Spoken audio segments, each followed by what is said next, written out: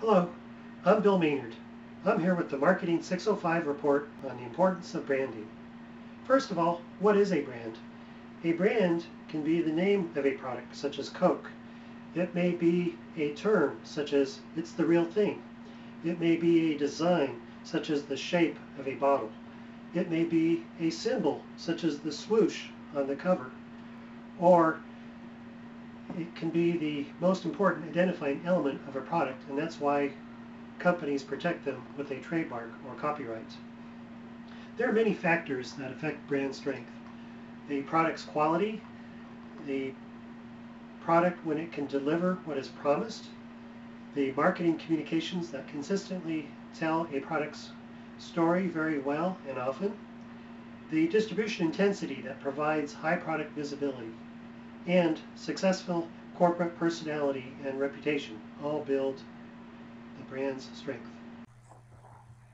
Brands are the result of strategic planning and help support the company's objectives. They need to be congruent with the mission of the company and are part of the strategies and portfolio plan because a company can use branding strategies to add to or diversify their product mix and product lines. Branding supports the marketing plan and their strategies that develop from situation analysis. Branding can help achieve market share objectives and are designed to serve specific target customer needs. Brands help build a corporation's wealth, as demonstrated by the top 25 brands of 2010 here, with the value of the companies shown in millions of dollars. This is a product positioning map. It illustrates how brands are positioned to serve different market segments and customer preferences. Sometimes new brands help expand a corporate's offerings to serve a different customer interest. An example of this would be Toyota, which later branched off to produce the Lexus luxury line. There are many different branding strategies. Line extension is when a company wants to extend a new product line. For example, let's say Ford wants to introduce a new electric vehicle version of one of their existing products, or perhaps they introduce a new crossover vehicle under the Ford brand. Brand extension is done to facilitate entering a new market in a different product class, such as, hypothetically, if Lexus were to start making luxury furniture with automatic seating controls.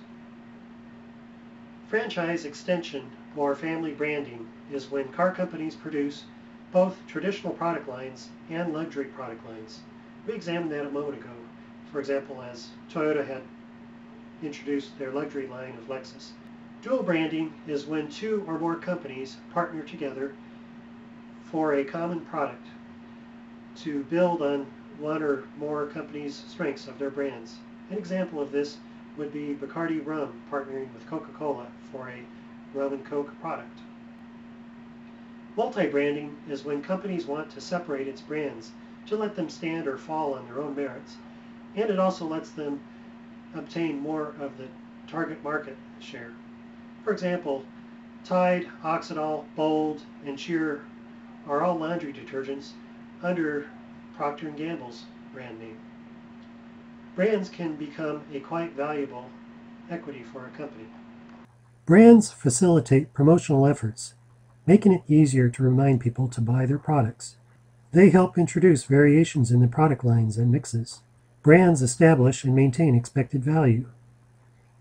A brand's product, packaging, and labels provide familiar identity and influence where you will find the products. Brand equity is defined as a set of assets or liabilities linked to the brand that add or subtract value. Customers interpret information differently, depending on their perception of the product or brands. Consumers are influenced by the product mix when they are making a purchase decision. Low prices will attract customers looking for value. High prices may attract customers looking for luxurious items or prestigious products. Some customers are influenced by the amount of time involved, which is another measure of price. Other customers appreciate convenience of where products are placed. Some customers are only going to find the product they're looking for at exclusive outlets, and this helps build brand equity. Some customers value the availability over the internet or through mail order or phone order. Promotion facilitates the perception of a product, and it provides information about the product's features, the services that support it, and the places where it may be found.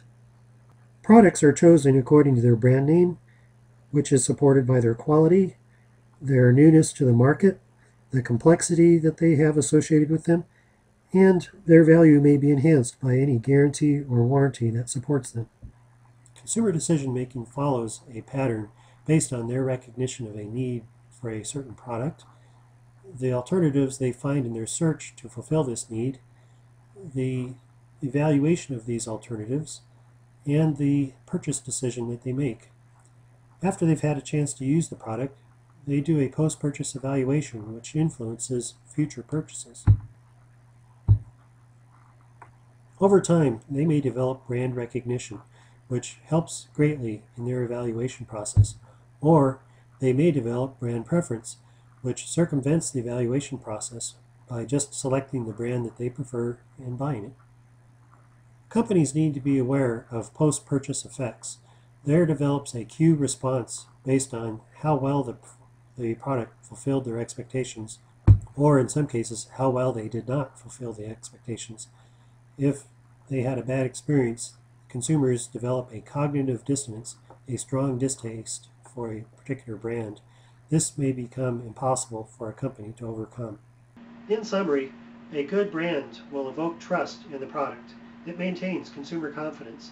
It promotes security in the product and builds strength in the customer relationship.